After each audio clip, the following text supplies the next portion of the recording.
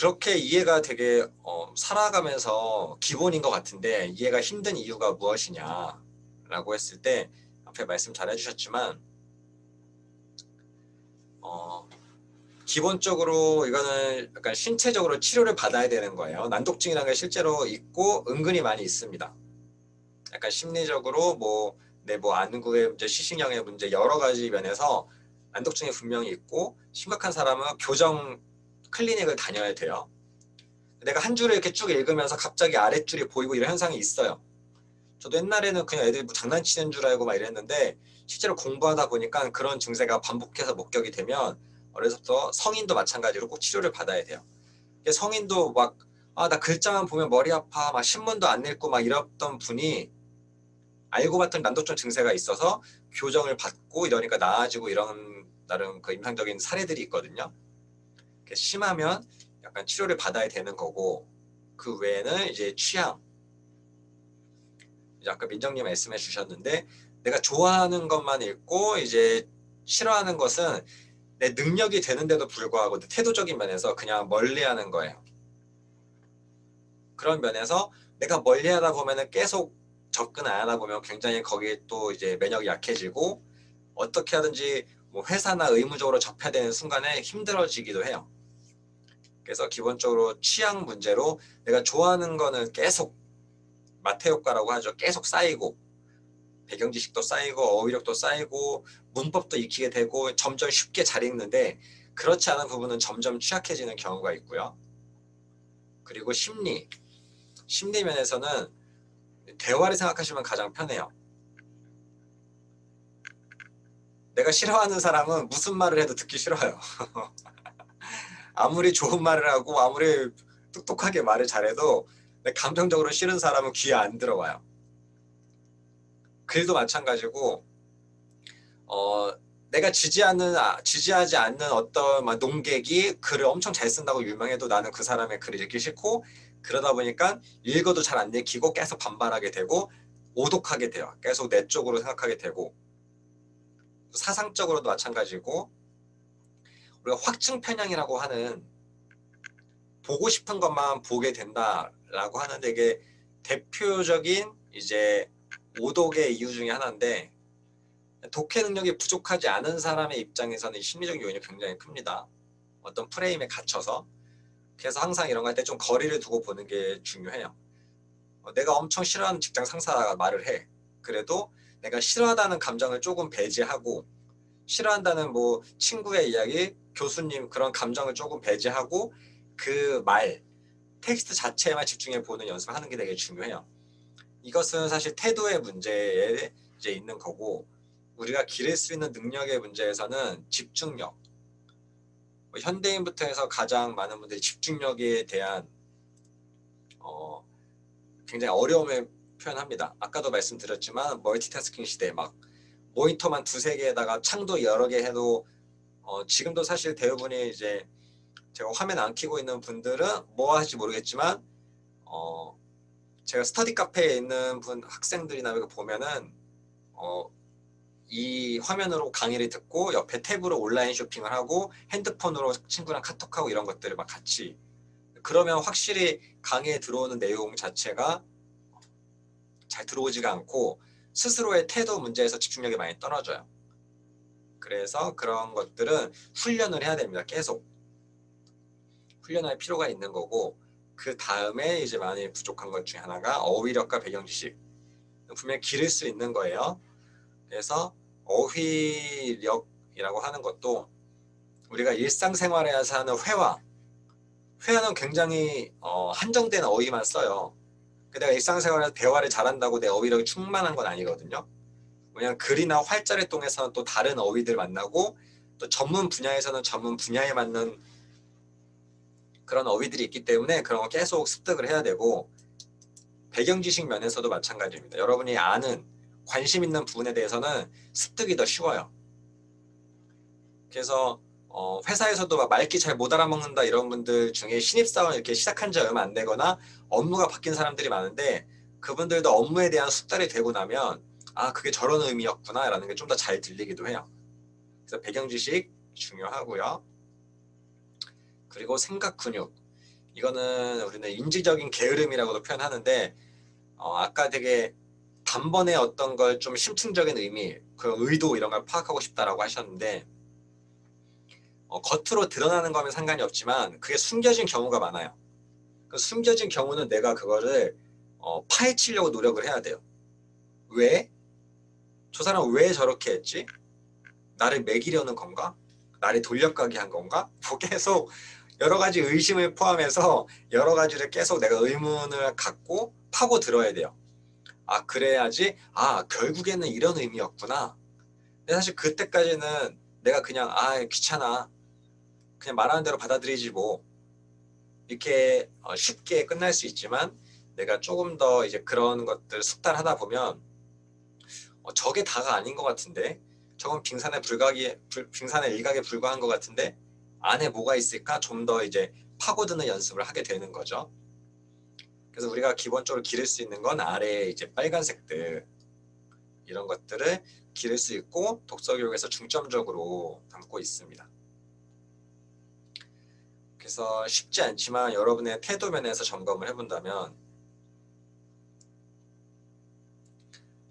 내가 글자만 봐도 스트레스 받고 책을 읽는 것 자체가 굉장히 고난, 힘든데 해야 되니까 겨우겨우 하는 것들. 그리고 저 사람이 나한테 마음에 안 들어. 비호감이야. 저 작가의 하는 말이 나한테 마음에 안 들어. 근데 감정적인 면이에요. 마음에 안 드는 건. 글이 잘 쓰고 이해가 안 되고랑은 다른 거예요. 그리고 문체가 안 읽혀. 그 내용이 마음에 안 들어. 사상이 별로야. 관심이 안 가. 이런 많은 것들에 대한 대안은 결국은 내가 조금은 인내하고 거리를 두는 연습을 계속 해야 돼요.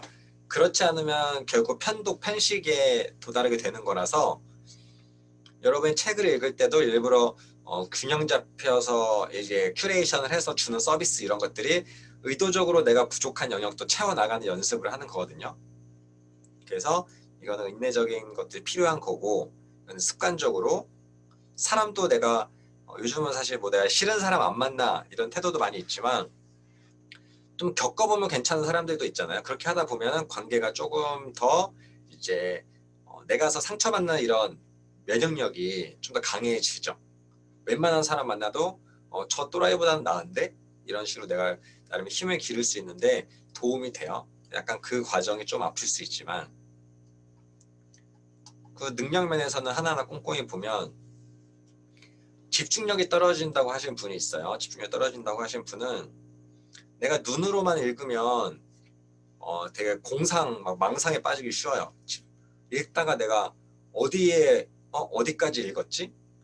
읽으면서도 왜 이 상황이 왔지? 놓치는 부분이 많은데 그럴 때 좋은 방법으로는 이제 어, 정말 중요해서 긋는 밑줄 말고 그냥 얕은 연필이나 이런 식으로 눈과 손을 활용해서 내가 읽는 부분을 그냥 맞춰 나가면서 속도는 안 나요. 속도는 떨어지는데 집중을 할 수 있는 거예요. 내가 읽다가 졸거나 이러면 당연히 그 진도가 안 나가 버리니까. 그리고 내가 소리 내어 읽는 것까지 포함해요. 몸으로 읽는 거는 소리 내어. 그러니까 속독하는 사람들, 빨리 읽는 사람들은 일부러 소리 내어 읽지 말고 눈으로만 읽으라고 해요.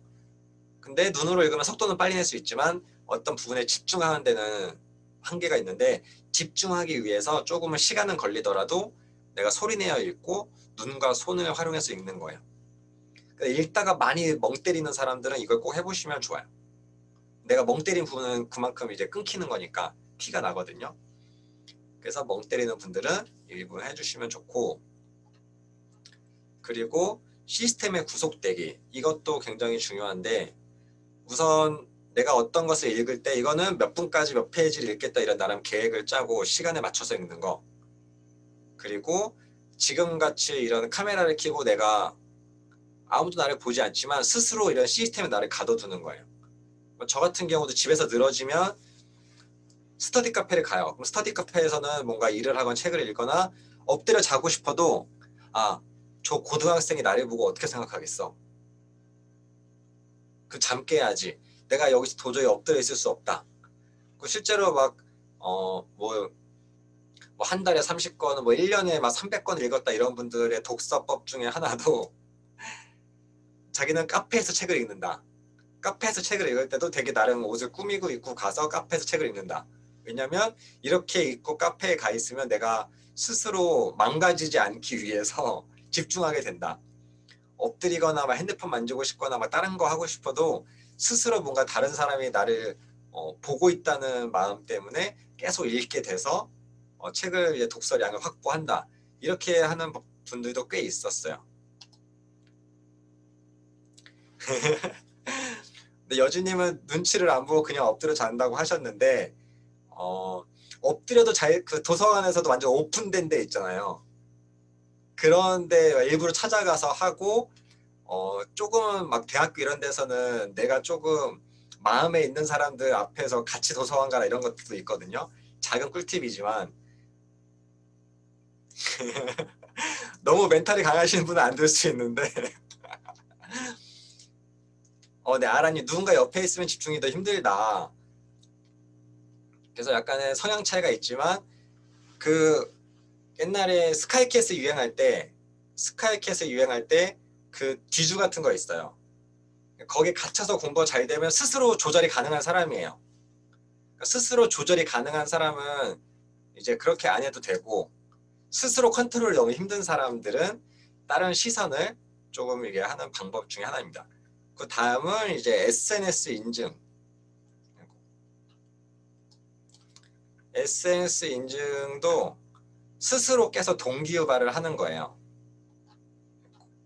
그래서 김미경 강사님 하는 뭐 그런 대학 같은 거 보면 과제 같은 걸로 계속 SNS에 인증하기. 그러면 내가 안 하려고 하다가도 아 맞다 나 약속했는데 라고 계속 인증하기 위해서 책을 읽고 뭔가 하고 그러다 보면 그 시간에 딱 정해지게 되고 독서 모임 같은 거 했을 때도 내가 평소에는 책을 읽으려고 했는데 계속 안 읽다가 독서 모임 해야 돼. 그러면 그건 사람들과 약속이야. 뭐 이런 식의 그런 마인드로 맞춰서 막 밤까지 읽어서 결국 도달하고 이런 식으로 이제 유도를 하는 겁니다. 그래서 어떻게든지 자유로운 영혼들은 그럴 필요가 없는데 그게 힘든 분한테는 이 시스템에 구속되는 것도 나름대로 집중력을 키우는 방법 중에 하나입니다. 그리고 다음은 이제 메타인지 활용. 이거는 스스로 조절이 가능한 분야에서 그냥 고급 스킬이긴 한데 스스로 계속 질문하고 점검하는 거예요. 그래서 책을 읽다가 부분 목차 같은 거 보고 나서 이게 제목이랑 관련성이 있나? 이 제목의 내용을 잘 담고 있나?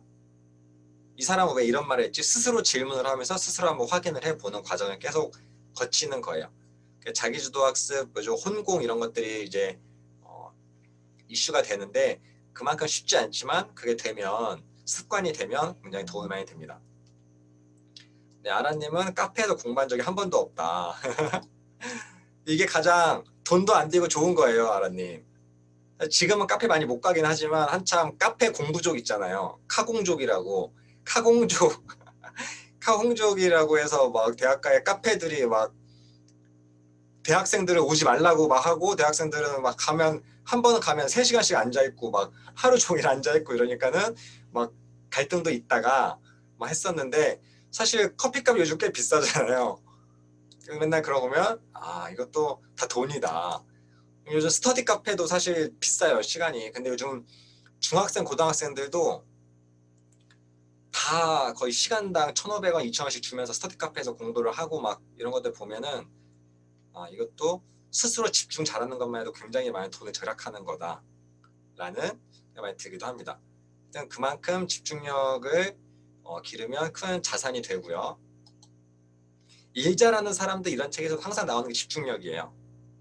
그러니까 그러니까 일이 많아서 야근을 하는 것도 있고 여러 가지 이유가 있겠지만 그 중에 하나가 내가 일을 효율적으로 기획해서 딱 그 짧은 시간에 집중해서 마치고 정시 퇴근하는 것 그런 거에서도 집중력이 많이 이제 필요하고요.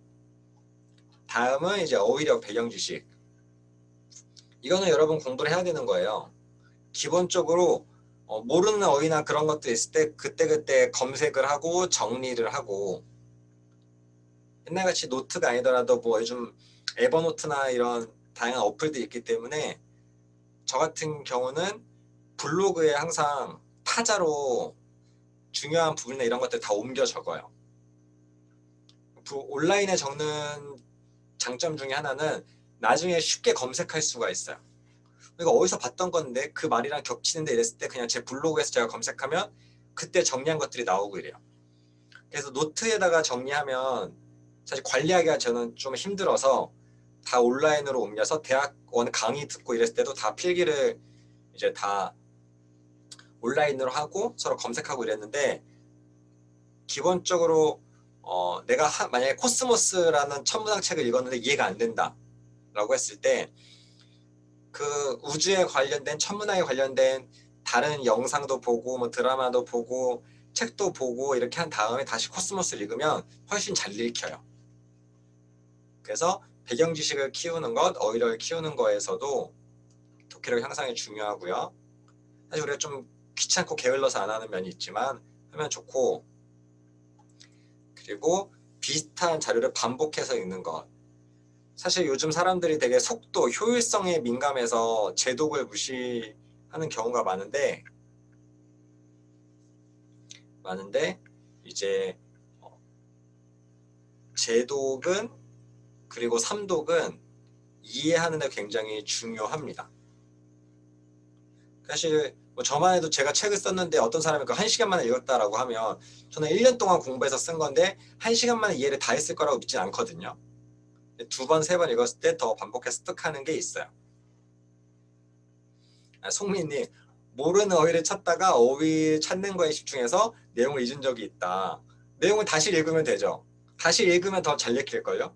왜냐면 그 어휘의 의미와 그 맥락을 같이 이해해서 그리고 한번 이해하고 나면 다음에 비슷한 책을 읽었을 때 더 많이 될 거예요. 그래서 여러분 대학교에서 전공 수업 이런 것도 1학년과 4학년의 이해도가 다르다. 대학원에서도 교수님들이 이래요. 막 1학기생과 뭐 4학기생은 다르다 이런 말씀 하시는데 같은 전공 주제에 대한 반복적인 스타를 하다 보니까 얘가 엄청 공부를 열심히 하지 않아도 이해도가 많이 높아가고 좀 말귀도 잘 알아듣고 이렇게 되는 경향이 있어요. 그래서 조금은 효율성이 떨어지더라도 내가 이렇게 다지는 연습을 하면 좋고요. 그 세 번째로는 조금 어려운 거긴 한데 추론하는 거예요. 추론. 그러니까 우리가 읽다가 사실 모든 어휘를 다 알 수 없기 때문에 그 어휘를 이제 어떻게든지 이해해서 넘어가야 되는데 송민님 말씀하신 대로 독해에 방해되고 이래서 다 검색을 안 하고 그 순간순간을 이제 맥락을 활용해서 이해해서 넘어가는 방법이 매끄러운 독해에는 중요해요. 매끄러운 독해에는 중요한데 스스로가 어휘력이 부족하다고 하면 기본 어휘력을 채워야 되고 그게 아니고 저만 해도 뭐 토지나 이런 책, 뭐 소설 같은 거 옛날 소설 읽을 때는 순 우리말 옛날 말들 모르는 거 되게 많아요.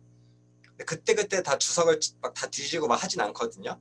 그때는 아 이런 맥락에서 이렇게 쓰였겠구나 라고 하면서 넘어가기도 해요. 근데 그거는 저는 사실 책을 원래 좋아하고 많이 읽다 보니까 기본적으로 어느 정도 다 되는 줄 알았는데 그게 아닌 경우가 많더라고요. 많이 이제 코칭을 하다 보면 추론을 하는 게 아니라 생략을 해버리는 경우가 많더라고요. 생략과 추론은 다릅니다.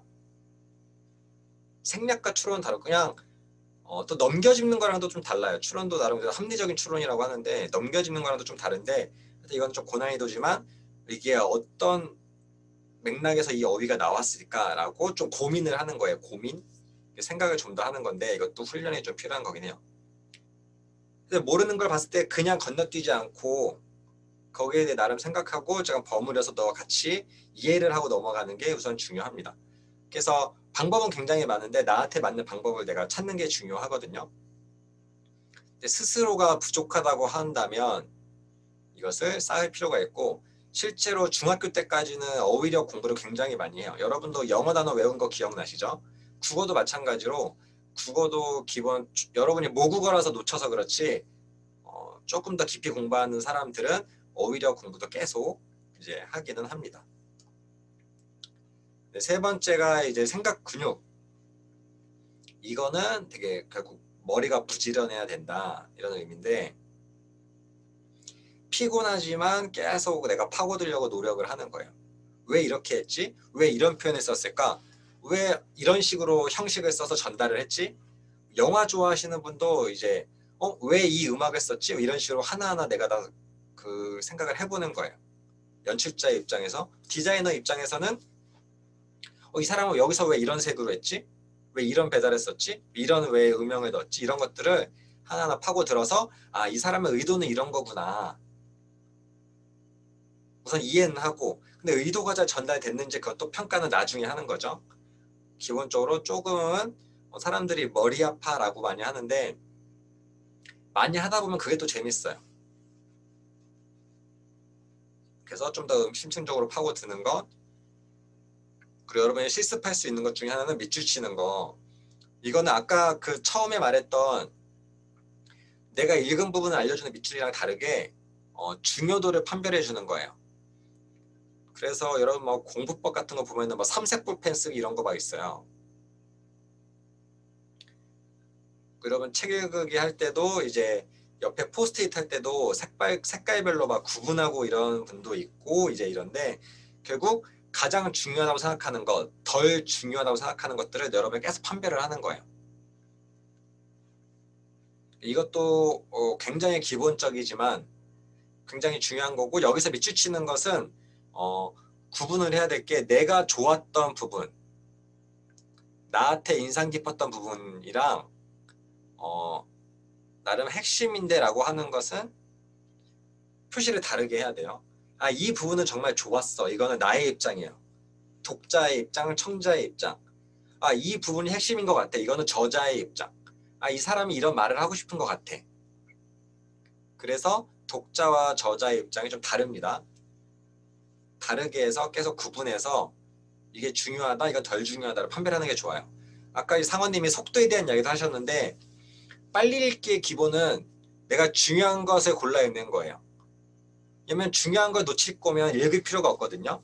그러니까 읽긴 읽어야 되는데 빨리 좀 효율적으로 뭔가 하고 싶어 라고 했을 때는 중요한 것과 핵심을 알차게 내가 받아들이고 나머지 군더더기는 털어내고, 이 연습을 많이 하거든요. 의미 중심으로. 그런 면에서 밑줄 치고 내가 판별하는 거 중요하고요. 그리고 세 번째는 이제 메모하는 거. 저 말고도 많은 이제 독서, 그리고 책 많이 읽는 많은 이제 셀럽들, 그런 분들도 뭐 책을 더럽게 읽어라 이런 말씀을 많이 하세요. 이게 결국 그런 내용이에요. 내가 그 밑줄을 치고 거기 옆에다가 막 그 날개 있잖아요. 책 날개라고 하는데 내 생각을 더하는 거. 계속 생각을 계속 자극하는 거죠. 그래서 어떻게든지 밑줄을 쳤어요. 이 사람이 이렇게 중요하다고 여기다 말한 것 같아. 그런데 나의 생각은 이래라고 날개 같은 데 같이 적어두고, 날개가 좀 지저분하면 좀 넓은 포스트잇을 통해서 내 생각을 적고 이렇게 메모를 하고, 이런 것들이 처음엔 좀 번거롭지만 계속 자극하다 보면, 요즘 핸드폰으로도 많이 해요. 핸드폰으로도 메모 많이 하고 이러고, 저는 다 이제 블로그에 다 옮겨 적고 이러는데, 그러면서 좀 귀찮아도 실습을 해보시길 권해드립니다. 네, 상원님은 밑줄치기보다 인덱스 다는 게 많다라고 하셨는데, 맞아요. 차라리 구분하시는 게 좋아요. 인덱스는 더 넓은 개념이죠. 그 표시를 하는 건데, 인덱스도 되게 좋은 거긴 해요. 밑줄이랑 비슷한 거긴 한데, 이제 인상에 깊은 것과 이 저자가 무슨 말을 하고 이 목차에 이 단락에 중요한 게 뭐지라고 스스로 받아들이는 것을 구분하는 게 중요하다. 인상 깊은 게 많은 거는 이제 스스로 좀 감상적으로 느끼는 게 발달된 사람이고, 그것도 약간 좀 결이 다르거든요. 하여튼 그 면에서 오늘은 이제 핵심 찾기니까 핵심 찾기 면에서 이렇게 말씀을 드렸습니다.